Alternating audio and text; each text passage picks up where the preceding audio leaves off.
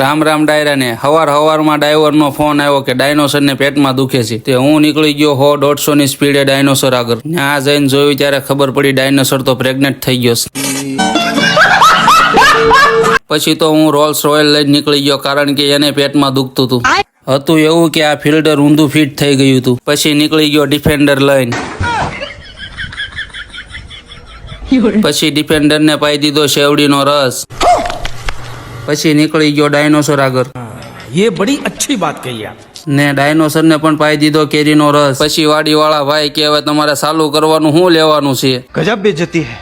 ને પછી કર્યા ફેરા ચાલુ.